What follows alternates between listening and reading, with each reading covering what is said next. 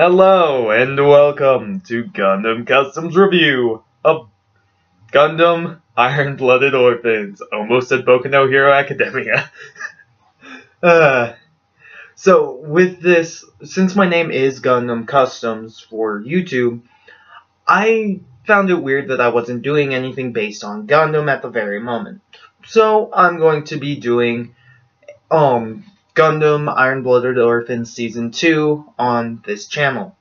So, I would love to know what you guys think about this, but I kind of want to do it because of the fact that I do have Gundam in my name. I haven't done anything about Gundam, so I would like to do a review on the Gundam series, even if it's just every now and then for, like, series-wise. Like, finish Iron-Blooded Orphan Season 2, maybe not do the next one, and then do the next one after that, unless the next one is, like, Iron-Blooded Orphan Season 3, which I hope and kind of don't hope that there's a Season 3, depending on how they'll end this season. But now, with that, let's get started. We actually start off the episode with Tekkit, with Mika and Orga at the Tekkadan, shrine, tombstone thing for the people who have died during the last season for the Tekkadan group to get them to that far. And Biscuit was on there, which his death in the last season was kind of sad. Seeing his name on there really didn't bring any emotions for me. It might bring some emotions for you guys, but it was definitely bringing emotions for Mika and Orga, who Orga says that he's going to do the dirty thing so he can get to a point where he can actually do legitimate business without needing to be all dark overlord and stuff. So with this, we have Mika, who's like, yeah, whatever you tell me to do, I'll do it. Just like Mika, whatever you tell me to do, I'll do it. So with this, we actually go to Kadel E and Bernstein. We also go to Tekkadan. Kadel is kind of running her own little enterprise kind of thing, where she is the Maiden of Revolution for Mars and the mining colonies. Then we also have Tekkadan, who's raising more people, where we get this new character who has white hair and seems to be like he's going to be one of the more main characters of the series. Now, we have Mika, which I'm pretty sure is going to still be the main character. Solidly, I think he's going to be the main character. This guy may be a rival or a ally of Mika's.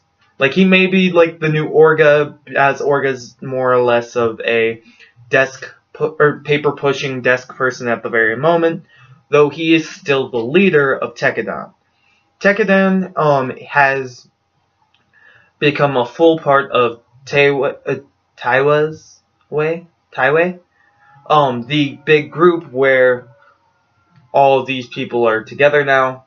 With this, we actually have these new recruits, which we don't get very many names for them, so, and I really don't remember their names. But with this, we actually have them training. They want to know why they don't get the spinal systems in their back. With this, I really can't pronounce the name of that system quite well. It may maybe give me an episode or two more to actually say it correctly, but right now I'm not comfortable enough to say it because I'll slaughter it like crap. So with that, I'll probably put it in the like in a little note right down here or something. So with that, with them without this system, they were like, wait, aren't those new mobile suits supposed to be with this system? And they're like, no, because we still don't know much about the system in general. Because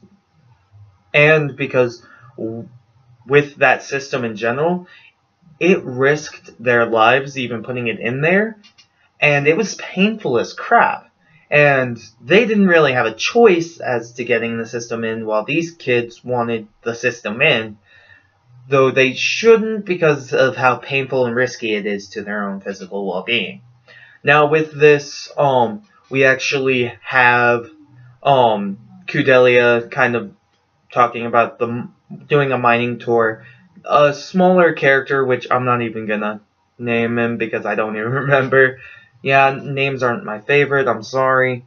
But with this, the character comes in, he more or less is like, hey, you should come speak for us at this place, and Kudelia is like, no, I'm more or less got busy, and he's mentioning her mine tour, and she's kind of wary because he knows about it and she hasn't told anyone about it. Now she tells her assistant, which I don't even think we get a name for her, but her assistant comes in and makes him get out practically. Says, "Oh, you have another person coming," and Kudelia is like, "Okay, good," and then kicks him out practically. Now with this, he seems to call someone to kind of get revenge on her. That'll play in later on. Now with this, we actually go back to Tekkit. No, we actually go to a spaceport where we see Biscuits' sisters. Yep, we see them. It's sad. But on their way back, they're in a car with Mika, and with this, a car explodes. Now, Mika tries to pull out a gun and get out because of the fact that he's going to check for any terrorists or something of that nature to protect them, and both of them grab his arm and like, no, don't do it. We don't want to lose you. Which is kind of cool and sad at the same time because they've known Mika for a while, it seems. And Mika was a good friend of Biscuits. So with that, I think they're more or less like, we don't want to lose more people that we care about. And with this, they actually just kind of skip over that part and go back to Tekkit, who now are protecting Kudelia on her mining trip, as Mika is going to get his Barbatos Gundam, which is being fixed up in space. So, with that, he's not going to be there for most of the fighting, or most of the protecting of Kudelia. Now with this, Kudelia does her stuff. For a couple of days, there's nothing really eventful happening in the mining stuff. And on, I think, the 4th day, people start to attack, and it's space pirates! Yeah. Now, with this, we also figure out that McGillis is a part of Gallarhorn, which seems to have lost control over Mars, so they call it a lawless zone. Now, with this, they are more or less saying that pirates are there, and McGillis wants to send his space fleet to practically take it over again. And there's another group, which I really don't care for their names yet. But there's this monstrous girl who ate a butterfly. I don't know why I called her monstrous besides she ate a butterfly. Why would you do such a thing?